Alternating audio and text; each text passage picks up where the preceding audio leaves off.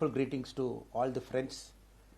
முதல்ல பெரிய நன்றி, நீங்கள் எல்லோரும் காலையில் வந்து இந்த இணைப்பில் இணைஞ்சிருக்கிறீங்க in all the social media platforms. I thank all of you for joining in the social media platform. அதுக்காக நன்றியும் நான் தெரிவிச்சுக்கிறேங்க. நான் பெரும்பாலும் தமிழ்லேயே பேசுகிறேன், கொஞ்சம் ஆங்கிலத்திலையும் கலந்து பேசுகிறேன். சில விஷயம் உங்கள்கிட்ட பகிர்ந்துக்கணும், பேசணும். உங்களுக்கு தெரியும், கடந்த சில நாட்களாக பார்த்துக்கிட்டு இருக்கிறீங்க, அரசியலில், பேப்பரில், டிவியில் நிறைய நீ பற்றி வருது. அது உங்களுக்கு கிளாரிஃபை பண்ணணும், பேசணும் அப்படிங்கிறதுக்காகத்தான்.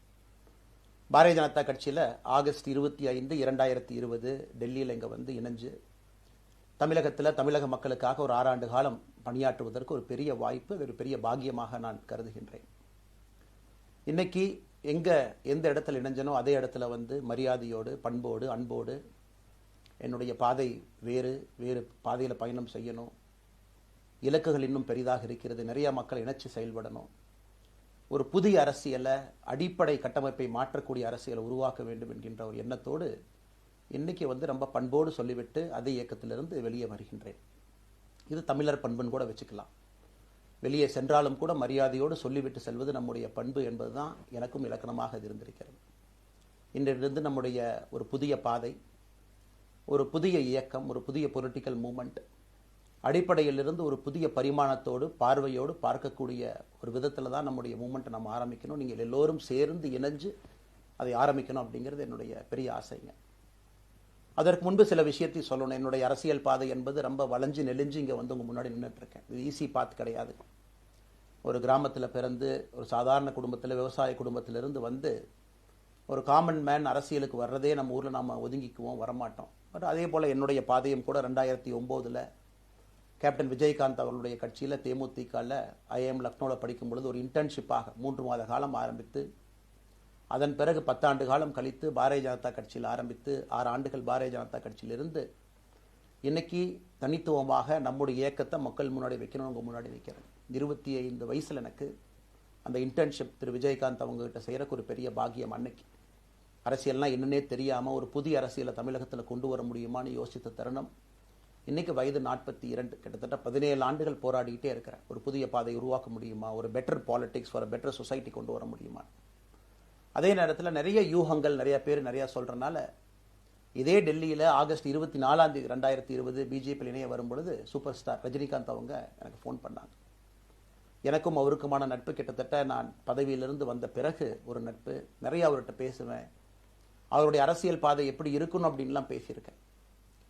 அப்போ திரு சூப்பர் ஸ்டார் அவர்கள் இங்கே டெல்லியிலிருந்து திரும்ப வரணும், அவருடைய இயக்கத்தில் இணைய வேண்டும் என்ற வேண்டுகோளை ஆகஸ்ட் 24 ஒரு நாளைக்கு முன்னாடி பிஜேபியில் சேரும் பொழுது வைத்த பொழுது 3 விஷயம்தான் என் கண் முன்னாடி இருந்துச்சுங்க. தமிழ்நாட்டுக்கு எது நல்லது, அது எந்த மாற்று கருத்தும் இல்லை. சூப்பர் ஸ்டார் அரசியலுக்கு வர்றதுதான் தமிழ்நாட்டுக்கு நல்லது.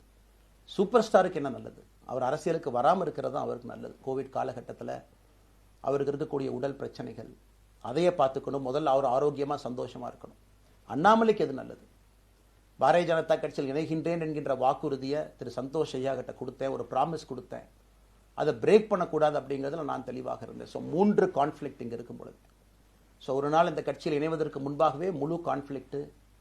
அன்னைக்கே ரஜினிகாந்த் ஐயா பேசி அந்த ஃபோன் காலுக்கு முதல் முறையாக மறுத்து, ஐயா மன்னிச்சுக்கங்க, என்னால் வர முடியாது என்று சொல்லி பாரதிய ஜனதா கட்சியில் அடுத்த நாள் இணைத்துக் கொண்டேன். அதன் பிறகு சூப்பர் ஸ்டார் அவங்கள பார்த்து மன்னிப்பு கேட்டேன். அவரும் பெருந்தன்மையாக அவருடைய அரசியல் பாதையை அவரும் பெருந்தன்மையாக அடுத்து தீர்மானித்தார்.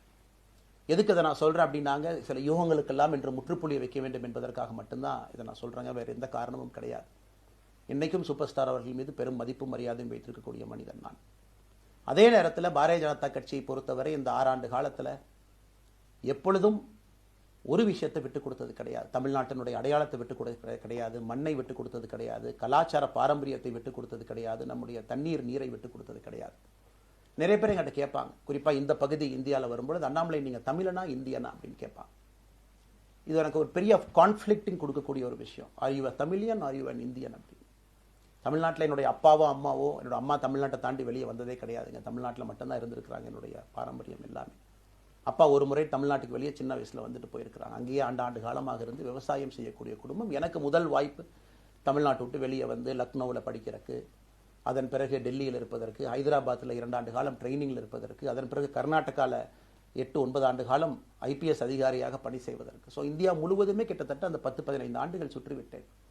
அதனால் நான் எப்போதுமே சொல்வேன், நான் ஒரு பெருமை மிகுந்த இந்தியன் ஒரு பாரம்பரிய தமிழன் என்கின்ற அடையாளத்தோடு எல்லாத்துக்கிட்டையுமே சொல்லுவேன். அது இந்த கான்ஃப்ளிக்ட் சில பேர்த்துக்கு ஒரு எட்டர்னல் கான்ஃப்ளிக்ட் ஆச்சு. இன்னைக்கு தமிழ்நாட்டினுடைய அரசியலும் கூட ஒரு பெருமை மிகுந்த தமிழனா இருக்கணும் அப்படின்னா நான் ஒரு இந்தியன் என்று சொல்ல வேண்டிய அவசியம் இல்லை அப்படின்னு நிறைய கட்சிகள் அங்கே இருக்கிறாங்க. நான் எப்பொழுதுமே தொடர்ந்து சொல்லிக் கொண்டிருப்பது இந்தியன் என்கின்ற அடையாளத்தோடு ஒரு பெருமை மிகுந்த தமிழனாகத்தான் எல்லா இடத்துலையும் இருக்கிறேன். அப்படித்தான் இந்த இயக்கத்திலும் இருக்கணும். நாம் ஆரம்பிக்கக்கூடிய இந்த இயக்கத்தில் உங்களோடு பயணம் செய்யணும். தமிழ்நாட்டினுடைய எந்த பிரச்சனையும் கூட முன்னிறுத்தி சமரசம் இல்லாத நம்முடைய தமிழ்நாட்டினுடைய வளர்ச்சியை நாம் எல்லோரும் கொண்டு போகணும். எத்தனையோ பிரச்சனைகள். நான் பாரதிய ஜனதா கட்சியில் இணைந்த பிறகு எல்லா தலைவர்களும் பெரும் ஒத்துழைப்பு தான். இருந்தும் தனியாக போகணும், உள்ளாட்சி தேர்தலில் தனியாக போகணும், தமிழ்நாட்டினுடைய அடையாளத்தோடு பாரதிய ஜனதா கட்சி இருக்கணும்.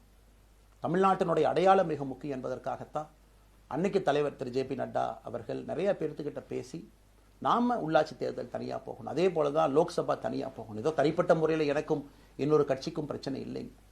பாரதிய ஜனதா கட்சி ஒரு தமிழர் அடையாளத்தோடு களத்தில் இருந்தால் மட்டும்தான் அது தமிழர் நலத்தை முன்னிறுத்தக்கூடிய கட்சியாக இந்திய அடையாளத்தோடு இருக்க முடியும் என்கின்ற ஒற்றை நம்பிக்கை மட்டும்தான். டங்ஸ்டன் பிரச்சனையாக இருக்கட்டும், அதை கத்தி கூச்சல் போடாம அதை பொறுமையாக ஒரு இடத்திற்கும் சென்று நம்முடைய கட்சி அதை நம்ம சரி செஞ்சு கொடுத்தோம். மீத்தேன் ஹைட்ரோ கார்பன் திட்டமாக இருக்கட்டும், நிலக்கரி சுரங்கம் திட்டமாக இருக்கட்டும், எதாக இருந்தாலும் கூட, ஏன் மேகதாத்து அணையில் இன்னைக்கு கர்நாடகாவில் எப்படி டி கே சிவகுமார் அவர்கள் சொல்றாங்களோ அன்னைக்கு நாங்கள் அணை கட்டியே தீர்வோம் என்று சொன்ன பொழுது தமிழ்நாட்டினுடைய பாரதிய ஜனதா கட்சி கர்நாடகாவில் ஆட்சியில் இருந்த நம்முடைய பாரதிய ஜனதா கட்சியை அன்னைக்கு எதிர்த்து நாம உண்ணாவிரதம் தஞ்சாவூர்ல இருந்தோம். எப்பொழுதும் எந்த உரிமையும் விட்டு கொடுக்கல. அதே நேரத்தில் அந்த கான்ஃப்ளிக்டை பொறுத்த வரைக்கும் கத்தி கூச்சல் போட வேண்டும் என்கின்ற அவசியம் இல்லை. பொறுமையாக பாந்தவியமா பேசி நம்ம உரிமையை விட்டு கொடுக்காம செயலாற்ற முடியும் என்பதை ஒரு நாளும் கூட எனக்கு கிடைத்த பொறுப்புக்கள்ல உங்களுக்கு நான் அதை காட்டிக்கிட்டே தான் வந்திருக்கேன். அதனால இன்னைக்கு திரு மோடி ஐயா அவர்கள் மீது மிகப்பெரிய ஒரு மரியாதை வைத்திருக்கக்கூடிய மனிதன், நாட்டினுடைய பிரதமர், இந்த நாட்டை பாதுகாத்து கொண்டிருக்கக்கூடிய மனிதர். ஆனால் ஒரு லெவல் வரும் பொழுதுங்க, இந்த சின்ன சின்ன பிரச்சனைகள் அப்படியே சேர்ந்து வரும் பொழுது தொடர்ந்து நாமும் அவர்களுக்கு பிரச்சனையாக இருக்கக்கூடாது. ஒரு பிரச்சனையை எடுத்துட்டு போய் இங்க பாருங்க இந்த பிரச்சனை, இந்த பாருங்க இந்த பிரச்சனை, இந்த பாருங்க அந்த பிரச்சனை, ஒரு அளவுக்கு தாங்க நம்ம சொல்ல முடியும். அதனால தான் பொறுமையாக பாரதிய ஜனதா கட்சியினுடைய முக்கிய தலைவர்களை பார்த்து மிக பொறுமையாக, இது இன்னைக்கு கான்வர்சேஷன் 3 நாளாக நடக்கலைங்க. இதை கிட்டத்தட்ட நான் 1 ஆண்டு காலமாக பாரதிய ஜனதா கட்சியினுடைய தலைவர்கள்ட்ட சொல்றேன். 18 மாதங்களாக எனக்கு இருக்கக்கூடிய கருத்து வேறுபாடுகளை மிக பொறுமையாக, வெளியில கத்தி கூச்சல் போடாம மிக பொறுமையாக 18 மாதங்களாக எல்லா இடத்துலையும் சொல்லிக்கிட்டே வர்றேன். டிசம்பர் 4ஆம் தேதி பாரதிய ஜனதா கட்சிக்கு சொன்னேன், நான் கட்சியிலிருந்து வெளியே செல்ல இருக்கின்றேன், இன்னைக்கே உங்களை நான் தயார்படுத்த விரும்புகிறேன். அதனால் நீங்கள் நாளைக்கு நான் எடுத்தோம் கவுத்தன் ஒரு முடிவெடுப்பதாக நீங்கள் நினைக்கக்கூடாது. டிசம்பர் 4, 2024 25 பாரதிய ஜனதா கட்சிக்கு சொல்லியிருந்தேன். தேர்தல் பணியை முடித்துவிட்டு செல்ல வேண்டும் என்று சொல்லியிருந்தார்கள். அதுவும் இந்த கட்சியினுடைய ஒரு உண்மை தொண்டனாக கட்சி சொல்லியிருக்கிறாங்க, தேர்தல் பணியை முடித்துவிட்டு மே கடைசி வரை நம்முடைய பணியை செய்துவிட்டு தான் வெளியே வரணும் அப்படின்னு. அடுத்து நாம் என்ன செய்ய போறோங்க? அடுத்து நாம் இதெல்லாம் பேசிட்டோம், பழச பேசிட்டோங்க, இருந்ததை பேசிட்டோம். அடுத்து ஆனந்தமாக அன்போடு தமிழ்நாட்டில் ஒரு அரசியல் இயக்கத்தை நாம் துவங்க இருக்கின்றோம். இது அரசியல் இயக்கமா கட்சி இல்லையா அப்படின்னு நீங்க யாரும் கேட்கவே வேண்டாம். கண்டிப்பாக தமிழகத்தில் அடுத்து நடக்கக்கூடிய தமிழகத்தினுடைய பொது தேர்தலில் நம்முடைய கட்சி போட்டியிடும், அதில் எந்த மாற்று கருத்தும் இல்லை. அதற்கு நம்ம தயார் பண்ணணும், நிறைய லீடர்ஸை தயார் பண்ணணும், நிறைய கேடர்ஸை, வாலண்டியர்ஸை தயார் பண்ணணும், உத்வேகத்தோடு தயார் பண்ணணும், அவங்களுக்கு அந்த ஸ்கில் செட்டை நம்ம உருவாக்கி கொடுக்கணும். அதற்கு கொஞ்சம் நேரமாகும். நாம் இது ஒரு இயக்கமாக ஆரம்பித்து நிறைய மனிதர்களை உள்ளே கொண்டு வந்து அவர்களுக்கு சில இடத்துல அரசியலை சொல்லிக் கொடுத்து எல்லா தரப்பட்ட மனிதர்களையும் உள்ளே கொண்டு வந்து, ஏன்னா பாரதிய ஜனதா கட்சியினுடைய தலைவராக பொறுப்பேற்ற பிறகு நான் முதல்ல போய் ஆசீர்வாதம் யார்கிட்ட வாங்கினாங்க, சமீபத்தில் மறைந்த நல்ல கண்ணையாகிட்ட தான். இன்னைக்கு மண் சார்ந்த அரசியலை முன்னெடுக்கணும், நல்ல மனிதர்களுடைய கொள்கைகள் உள்ள கொண்டு வரணும், எல்லா மனிதர்களையும் உள்ளடக்கிய அரசியலை நாம் முன்னிறுத்தணும். டெக்னோக்ராட்ஸ் பெருமளவில் நமக்குள்ள வரணும், பெருமளவில் நமக்குள்ள டெக்னோக்ராட்ஸ் வரணும். இன்னைக்கு அமெரிக்கா போகிறோம், யூரோப் போகிறோம், அங்கே போய் நமக்கே எவ்வளோ பெருமையாக இருக்குது. ஒரு மிகப்பெரிய நிறுவனம் நிவிடியா எடுத்துக்கங்க, மைக்ரான் எடுத்துக்கங்க, சாம்சங் எடுத்துக்கங்க, இன்டெல் எடுத்துக்கங்க, அங்கே இருக்கக்கூடிய இன்ஸ்டாகிராம், ஃபேஸ்புக், கூகுள், ஆல்பபெட் பார்க்கும் பொழுது வைஸ் பிரசிடென்ட்னு பார்த்தீங்கன்னா ஒரு தமிழன் அங்கே உட்கார்ந்துருக்கிறான். இந்தியன் என்கின்ற அடையாளத்தோடு அங்கே ஒரு தமிழன் அமர்ந்திருக்கின்றார். என்னுடைய கனவு உங்கள் பல பேர்த்த போல அவர்களெல்லாம் திரும்ப இங்கே வந்து அரசியலில் ஏதோ ஒரு விதத்தில் கான்ட்ரிபியூட் பண்ணுறதுக்கு நம்முடைய இயக்கமும் நம்முடைய வருகின்ற காலத்தில் நம்ம ஆரம்பிக்கக்கூடிய கட்சியும் அதற்கு உறுதுணையாக இருக்கணும். அத்தனை டேலண்ட்டை ரிஃபைன் பண்ணி நம்ம கொண்டு வரும். தமிழ்நாட்டினுடைய வளர்ச்சிக்கு எல்லோரையும் நம்ம பயன்படுத்தணும். இதில் எங்கேயுமே கூட நான் பெரிது நீன் பெரிது என்று இருப்பதை விட ஒரு வளர்ந்த பாரதம், இந்தியா உலகத்தில் மிக முக்கியமான இடத்துல அந்த பாரதம் வந்து அமரும் பொழுது முதன்மை மாநிலமாக தமிழகத்தை கொண்டு வந்து நிறுத்த வேண்டிய பொறுப்பு நமக்கு இருக்கு. அதற்கு நம்முடைய பொலிட்டிக்கல் கிராமர், பொலிட்டிக்கல் லாங்குவேஜ் எல்லாமே நம்ம மாற்றணும். நம்ம பேசக்கூடிய விஷயம். அடுத்து இன்னொன்று கேட்குறாங்க, நான் கமெண்ட் வர அப்படியே நான் பேச ஆரம்பிக்கிறேன். தமிழ்நாட்டில் இன்னைக்கு ஒரு அரசியல் கட்சி வேணுமான்னு கேட்டிங்கன்னா கண்டிப்பாக வேணும். அதில் எந்த மாற்று கருத்தும் இல்லை. காரணம், ஒரு கடைக்கு போய் நாம் ஒரு டூத் பேஸ்ட்டோ, ஒரு அரிசியோ, ஒரு பருப்போ வாங்கினா கூட 10 கடை ஏறி இறங்கி எங்கள் அம்மா அதெல்லாம் பார்த்து, விலையை பார்த்து, தரத்தை பார்த்து, பொருளை பார்த்து அத்தனை முறை வாங்கித்தான் பார்ப்பேன். ஏன்னா அது நம்ம உடம்புக்குள்ளே போகிற விஷயம். ஆனால் அரசியல் கட்சி இன்னைக்கு எத்தனையோ கட்சிகள் இருந்தாலும் கூட என்னுடைய நம்பிக்கை, நம்முடைய நம்பிக்கை, வருகின்ற காலத்தில் நம்முடைய அரசியல் இயக்கம் கட்சியாக மாறும் பொழுது மக்கள் அந்த தரத்தை பிரித்து பார்ப்பார்கள். தலைவர்கள் எப்படிப்பட்டவர்கள்? நாம எல்லோருமே காமன் மேன் பொலிட்டீஷியன்ஸ். பக்கத்து வீட்டுக்காரங்க மாதிரி தான் மக்கள் நம்மளை பார்க்க போறாங்க. தூரத்திலிருந்து நாம் கை காட்ட போவது கிடையாது. ஏன்னா நாம் யாரும் அப்படிப்பட்ட குடும்பத்திலிருந்து வரவில்லை, அப்படிப்பட்ட வளர்ப்பு நமக்கு இல்லை, நாம் யாரும் அப்படி இல்லை, தமிழனுடைய கலாச்சாரமும் பண்பாடும் இல்லை. அதெல்லாம் கூட நம்முடைய அரசியல்ல முதல் நாள்ல இருந்து கல்ட் பாலிடிக்ஸ்ல இருந்து நம்ம வெளியே வரணும். அரசியல் மாற்றம்னு சொல்றாங்க, ஆனால் அதே கல்ட் பாலிடிக்ஸ். நாம அதில் இருக்க போறது இல்லை. கல்ட் பாலிடிக்ஸ்ல இருந்து வெளியே. அண்ணாமலை என்ன பிறந்த நாளா 10 பேர் கொண்டாடணுமா? அதனாலதான் நம்ம பிறந்த நாள் அன்னைக்கு எதுவுமே நம்ம செய்யல. என்னுடைய பிறந்த நாள் என்பது உங்கள் பிறந்த நாளை போல ஒரு நாள். நான் அரசியல் வருவதை என் பிறந்த நாளை எப்பவுமே கொண்டாடினது கிடையாது. அரசியல் வந்ததுக்காக சில பேர் போஸ்ட் அடிச்சு ஒட்டுறா. அந்த கலாச்சாரத்தையும் உடைக்க வேண்டும் என்பதற்காகத்தான் நேற்று நாம் எதுவுமே பேசலைங்க. இன்னைக்கு நம்ம பேசுறோம். இந்த கல்ட் பாலிடிக்ஸ்ல இருந்து வெளியே வரணும். ஒரு காமன் மேன் பாலிடிக்ஸை முன்னிறுத்தணும். சமரசம் இல்லாத கொள்கை இருக்கக்கூடிய இயக்கமாக அது கட்சியாக முன்னாடி வரணும். அவ்வளவு குவாலிட்டியான லீடர்ஸை நம்ம பில்ட் பண்ணணும். ஒரு முதலமைச்சர் தமிழகத்தை மாற்ற முடியுமான்னு கேட்டீங்கன்னா கண்டிப்பா முடியாது. முதலமைச்சர் இருக்கக்கூடிய 35 கேபினெட் அமைச்சர்கள் மாற்ற முடியுமான்னு கேட்டா கண்டிப்பா முடியாது. 234 சட்டமன்ற உறுப்பினர்கள் மாற்ற முடியுமான்னு கேட்டா முடியாது. 39 பாராளுமன்ற உறுப்பினர்கள் மாற்ற முடியுமான்னு கேட்டீங்கன்னா முடியாதுங்க. அவர்களோடு உள்ளாட்சி பிரதிநிதிகளாக இருக்கக்கூடிய கிட்டத்தட்ட 30,000க்கும் மேற்பட்ட பிரதிநிதிகள், பஞ்சாயத்து தலைவரிலிருந்து ஆரம்பித்து கவுன்சிலரிலிருந்து, ஒரு கார்பரேஷன் கவுன்சிலரிலிருந்து, மேயரிலிருந்து, நம்முடைய நோக்கம் எல்லா இடத்துலையும் கிளீன் பாலிடிக்ஸ் கொண்டு வரும். எல்லா இடத்துலையும் கிளீன் கவர்னன்ஸ் கொண்டு வரும். எல்லா இடத்துலையும் ஹானஸ்ட், எஃபிஷியன்ட், கேபபிள், வேலையை செய்து முடிக்கக்கூடிய திறன் படைத்த தலைவர்கள் அங்கே கொண்டு வந்து வைக்கணும். அதே நேரத்தில் பாலிடிக்ஸ் என்பது ஒரு ஃபேமிலிக்கு மட்டுமல்ல, தொடர்ந்து நாம மட்டும் இருப்போம் அப்படி இல்லைங்க. நம்ம இயக்கம் கட்சியாக மாறும் பொழுது உங்கள்கிட்டலாம் பேசி நம்ம டேர்ம் லிமிட் கொண்டு வரோம். நாம் ஒரு வித்தியாசமான கட்சினா எல்லோருக்கும் வாய்ப்பு கொடுக்கணும். 140 கோடி மக்கள் வசிக்கக்கூடிய அந்த நாட்டில், தமிழகத்தில் கிட்டத்தட்ட 8 கோடி பேர்த்துக்கு நாம் இருக்கோம். 5.5 கோடிக்கு மேற்பட்ட வாக்காளர்கள் இருக்கும் பொழுது எல்லோரையும் அரசியலுக்கு வாய்ப்பு கொடுக்கணும். டேர்ம் லிமிட் கொண்டு வரணும். எத்தனை முறை எம்எல்ஏவாக இருக்கணும், எத்தனை முறை எம்பியா இருக்கணும், எல்லோருக்கும் அது பொருந்தும், எனக்கும் அது உட்பட. The permanent leaders, permanent MLAs, permanent ministers, permanent MPs, அதை நம்ம உடைக்க போறோம். அது எந்த மாற்று கருத்தும் இல்லை. அது என்னை ஆரம்பித்து முதல் மனிதனாக இந்த இயக்கத்தில் இணைத்துக் கொண்டிருக்கக்கூடிய என்னை, ஒரு சாதாரண ஒரு மனிதராக என்னை ஏற்றுக் கொண்டிருக்கக்கூடிய ஒரு காமன் மேன் என்னை ஆரம்பித்து எல்லோருக்கும் இது பொருந்தும். இதை நாம இந்த இயக்கம் கட்சியாக மாறுகின்ற முதல் நாள்ல நாம சொல்ல போறோம். No chair is permanent for anybody. அதில் நம்ம ரொம்ப தெளிவாக இருக்கின்றோம். புதியவர்கள் வரணும், வந்துகிட்டே இருக்கணும். It should flow like a water. New ideas வரணும், அந்த ஸ்ட்ரீம் போய்கிட்டே இருக்கணும். நம்மை தாண்டி இந்த இயக்கம் நிற்கணும். This movement should stand beyond us, not in name but in purpose and pursuit of excellence. இதெல்லாம் ஏதோ அண்ணாமலை அப்படிங்கிற பேர் கிடையாதுங்க. அதனால தான் ரொம்ப யோசிச்சு நாம கொண்டு வந்திருக்கோம்.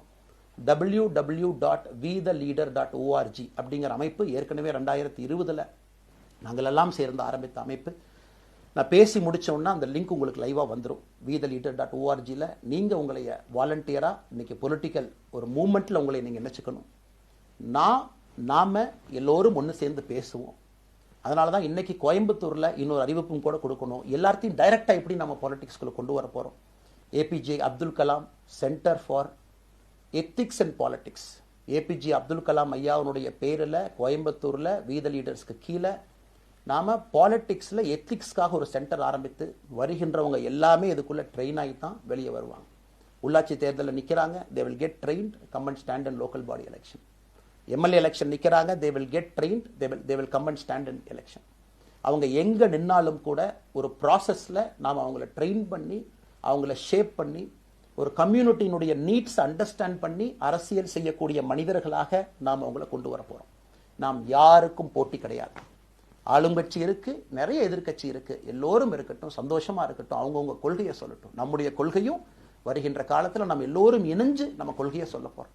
இன்னைக்கு நான் ஏபிஜே அப்துல் கலாம் ஐயா அப்படிங்கிற பேரை உங்க முன்னாடி சொன்னதுக்கான காரணம் என்னன்னா, அவரை நான் மாணவனா பார்த்திருக்கிறேங்க, ஐபிஎஸ் அதிகாரியா பார்த்திருக்கிறேன், கேள்விகள் கேட்டிருக்கேன், லைவா அவர் பேசினதை கேட்டிருக்கேன். அவர் சொன்ன அத்தனை கான்செப்ட் இன்னைக்கு நமக்கு எப்ப பொருந்தோம், இன்னைக்கு பொருந்தும். எப்பவோ சொன்னார் விஷன் 2020, எப்ப சொன்னாருங்க 2020. நம்ம 2020 2000 சொன்னார். நாம அந்த கோல் போஸ்ட் அப்படியே மாத்திட்டோம். அது மட்டும் இல்லை, அன்னைக்கு சொன்னாரு கிராமப்புறத்திலிருந்து நகரத்துக்கு யாரும் போகக்கூடாதுன்னா புறா providing urban amenities and rural areas, கிராமப்புறத்தில் அவ்வளவு ஃபெசிலிட்டியை கொண்டு வரணும். அது எல்லாம் கூட இன்னைக்கு யாருக்கு பொருந்ததோ இல்லையோ நம்முடைய சமுதாயத்துக்கு பொருந்தும். அவ்வளவு விஷயங்கள் சொல்லியிருக்கக்கூடிய ஏபிஜே அப்துல் கலாம் ஐயா நமக்கு மிக முக்கியமானவர். அவருடைய கருத்தியல் நமக்கு மிக மிக முக்கியமானது. ஒரு தேசிய மனிதராக, பெருமை மிகுந்த தமிழனாக வாழ்ந்து மறைந்திருக்கக்கூடிய ஒரு அற்புதமான மனிதர். நிறைய நம்முடைய தலைவர்கள் இருக்காங்க. அத்தனை கொள்கைகளும் வேண்டும். ஒரு ஐடியாலஜி பார்த்தீங்கன்னா ரைசஸ் அண்ட் ஃபால்ஸ். எந்த ஐடியாலஜியும் பெர்மனன்ட் நான் பிடிச்சிருப்பேன். கம்யூனிசம் 100 ஆண்டுகளுக்கு முன்பு எப்படி இருந்த ideology, for right movements, for left movement, centrist movement, liberal movement, ஒரு அரசியல் சரித்திரத்தை பார்க்கும் பொழுது அந்த ஐடியாலஜி தன்னைத்தானே மாற்றிக்கொள்ளவில்லை என்றால், அடுத்த தலைமுறைக்கு தேவையான வசதியை செய்து கொடுக்கவில்லை என்றால், அது எந்த ஐடியாலஜியாக இருந்தாலும் அது அழியும் என்பதுதான் காலத்தினுடைய கட்டாயம். நம்ம பார்த்துக்கிட்டு இருக்கோம். நாம் அதை தாண்டி நிற்கணும். நம்ம மூமெண்ட் அதையெல்லாம் தாண்டி மக்கள்கிட்ட நிற்கணும். இத்தனை பேர்த்து நம்ம எடுத்துட்டு போகணும். பெரிய ரிஸ்க் தாங்க, இது சாதாரண வேலை இல்லை. நம்ம எல்லோருமே மிடில் கிளாஸ் தான், காமன் பீப்புள் தான். நமக்கு ஒரு பெடிகிரி கிடையாது, பிஸ்னஸ் நம்ம அதில் பெருசாக அதுலேருந்து வரல, நமக்கு ஒரு ஸ்டார் வேல்யூ கிடையாது, ஒரு பெரிய பாரம்பரியமான அரசியல் கட்சி ஆரம்பித்து நம்ம கையில் யாரும் தூக்கி கொடுக்கல. நாம் எல்லோரும் கஷ்டப்பட்டு ஒரு படியாத்தான் அந்த மூமெண்ட்டை கொண்டு போகணும். அதனால் என்னோடு வர நினைக்கக்கூடிய எல்லோருக்கும் என்னுடைய அன்பு வேண்டுகோள், கொஞ்சம் பொறுமை, கொஞ்சம் நிதானம். ஏன்னா ஒரு செங்கல் எடுத்து வைக்கும் பொழுது அது ஐடியலிசத்தோடு வைக்கிறோம், நேர்மையோடு வைக்கிறோம். தமிழகத்திற்கு ஒரு மாற்றத்தை கொடுக்க வேண்டும் என்கின்ற நோக்கத்தில் அந்த செங்கலை வைக்கும் பொழுது அந்த செங்கலுக்கு கியூரிங் ஆகிற ஒரு டைம் வேணும். அந்த செங்கல் பிடிமானத்தோடு நிற்கணும். அதன் பிறகுதான் அந்த பில்டிங் நிற்கும். இல்லாட்டி அடிக்கக்கூடிய புயல் காட்டுக்கு சாயக்கூடிய பில்டிங்கை நம்ம கட்ட போகிறது இல்லைங்க. அதனால் எல்லோருக்கும் நிறைய பேர் மெசேஜ் போடுறீங்க, மாற்றுக் கட்சியில் இருக்க உடனே கிளம்பி வரட்டுமான். எல்லோரும் சந்தோஷம். wethereader.org எல்லோரும் இணைஞ்சு இயக்கமாக அது விரைவில் சரியான நேரத்தில் நாம் அந்த மசில், ஜிம்முக்கு போனால் கூட நேரடியாக 50 கிலோ தூக்க முடியாதுங்க, 10 கிலோலேருந்து 50 கிலோக்கு போகும். நாம் அந்த மசிலை பில்டு பண்ணி அந்த மெட்டில் ஃபைபரை நம்முடைய தோழர்களுக்கு நம்ம பில்டு பண்ண உடனே அது பொலிட்டிக்கல் பார்ட்டியாக அது மாறும். அதுவரை பொறுமை பொறுமை பொறுமை. அவசரமாக ஒரு வெயிட்டை தூக்கி முதுகு பிடிச்சி கால் பிடிக்கிறத விட சரியாக ஒரு திசையிலும் அதை கொண்டு போய் இதை பக்காவான முறையில் நம்ம அதை செய்வோம்.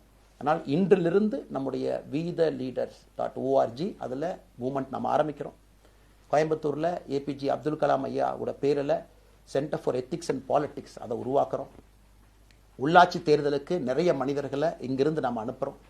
அவங்க உள்ளாட்சி பிரதிநிதிகளாக வர்றாங்க.